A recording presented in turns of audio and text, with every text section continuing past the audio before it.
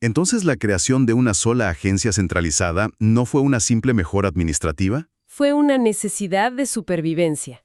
Ben Gurión se da cuenta de que ese caos es insostenible y en 1951 disuelve todo y funda el Instituto de Coordinación, o como se le conoce hoy, el Mossad, para centralizar todas las operaciones de inteligencia en el extranjero bajo un solo mando. Y el libro destaca a un director en particular que parece ser el que realmente le da forma a la agencia, un tal Meir Amit. Meir Amit es el arquitecto del Mossad moderno. El libro lo pinta como un visionario que llega y pone orden. Su filosofía era muy clara y se basaba en dos pilares. A ver. El primero era el Hument, la inteligencia humana. En una época en que otros empezaban a obsesionarse con la tecnología, Amit insistía en que nada podía reemplazar a un buen agente humano en el terreno. Interesante. Por eso profesionalizó el reclutamiento y entrenamiento de los Qatzás, los agentes de campo. Un proceso de selección brutal y 3 años de entrenamiento para crear agentes motivados por un compromiso ideológico, no por dinero o aventura. ¿Y el segundo pilar? Aquí, la fuente revela lo que podría ser el verdadero arma secreta del Mossad. Los Sayanin, ¿sí? No es tecnología, no es armamento, es una red humana global, descentralizada y motivada por la ideología, no por el dinero. ¿Cómo funciona eso? Son voluntarios judíos en todo el mundo. Médicos, banqueros, dueños de agencias de coches, agentes inmobiliarios, que ayudan a los Qatzás con la logística. Pero la fuente debe mencionar el riesgo, ¿no? Confiar en una red de aficionados, por muy leales que sean, suena como una pesadilla de seguridad. Esa es una gran pregunta. Amit entendía el riesgo, pero su cálculo era que el beneficio superaba con creces el peligro. Un Sayan no es un espía, no recaba información. Su función es facilitar. Dar apoyo. Exacto. Si un Qatzá necesita un coche que no se pueda rastrear, un piso franco para esconderse o incluso que un médico le saque una bala sin reportarlo a la policía, recurre a un Sayan. Como no reciben un sueldo, solo el reembolso de sus gastos son prácticamente indetectables. Es una ventaja logística enorme. Es, en esencia, la externalización del trabajo de espionaje a una red de voluntarios comprometidos, algo casi imposible de replicar para otras agencias. Ok, entonces para ver esta nueva filosofía en acción, el libro nos cuenta unas operaciones que son de no creerse. La primera es el robo de un MiG-21. Sí, que en ese momento era el avión de combate más avanzado de la Unión Soviética y la joya de la Fuerza Aérea iraquí. Una historia increíble. Todo empieza cuando un hombre misterioso, al que llaman Salman, entra en la Embajada de Israel en París y suelta la bomba. Les puede conseguir un MiG-21 iraquí a cambio de $1 millón y asilo. Suena a trampa. Totalmente. Al principio en el Mossad creen que es una trampa. Suena demasiado bueno para ser verdad. Pero Meir Amit decide arriesgarse. Envía a uno de sus mejores agentes a Bagdad, haciéndose pasar por un empresario británico llamado George Bacon, que vende equipo de rayos X. Ok. Allí se reúne con el contacto, Joseph, quien le revela el plan. Su sobrino, Munir Redfa, es uno de los mejores pilotos de la Fuerza Aérea iraquí y está dispuesto a desertar con el avión. ¿Y el problema? Siempre hay un problema. Había un problema gigantesco. A Munir le habían enseñado desde niño a odiar a Israel. No estaba dispuesto a entregarles el avión a ellos. ¿Y entonces? ¿Cómo lo convencen? Aquí se ve la genialidad de Amit.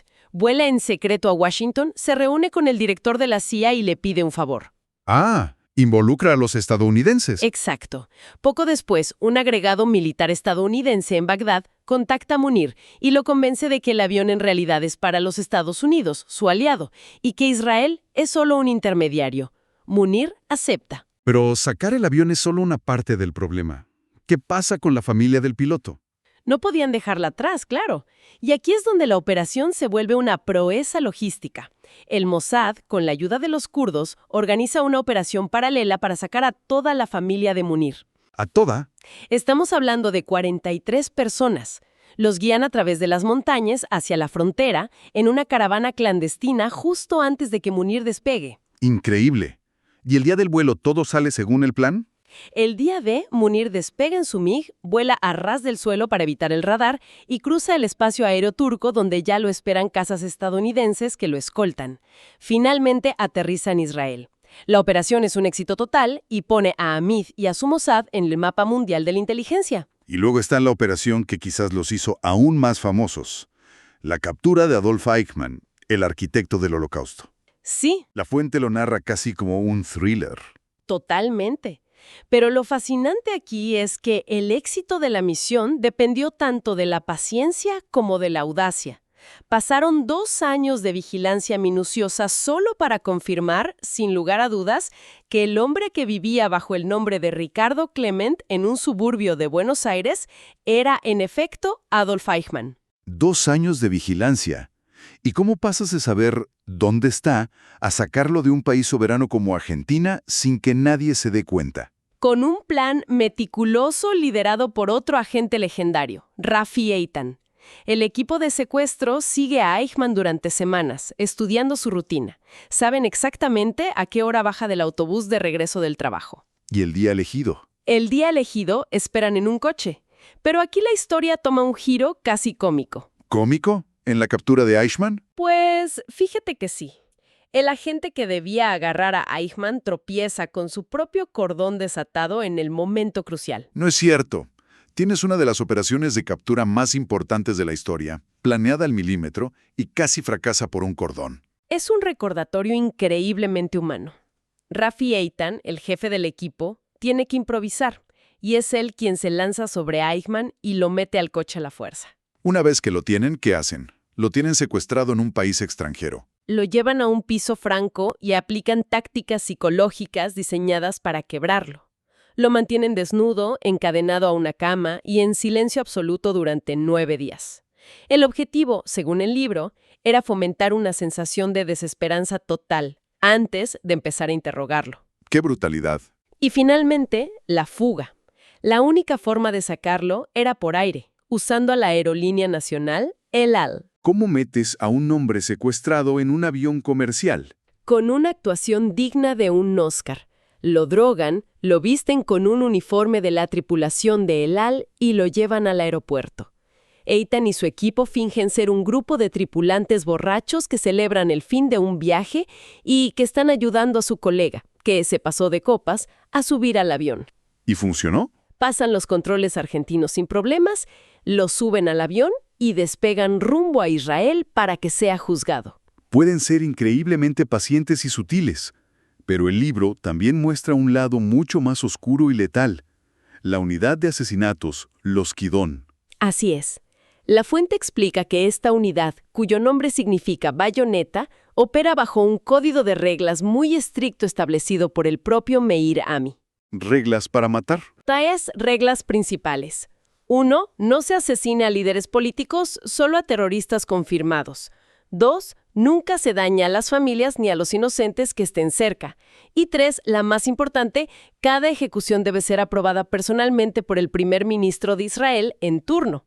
Es escalofriante pensar en un código de ética para el asesinato, pero supongo que es lo que lo diferencia del terrorismo puro y duro. El libro da ejemplos. Da varios. Uno muy sonado fue el de Gerald Bull, un científico canadiense asesinado en su apartamento de Bruselas. Bull estaba diseñando un supercañón para Saddam Hussein, un arma teóricamente capaz de lanzar proyectiles hasta Tel Aviv. Una amenaza existencial. El Mossad lo consideró así y lo eliminaron. ¿Y también mencionan un caso que fue más una venganza? Sí, el de Fatih Shkaki, el líder de la yihad islámica.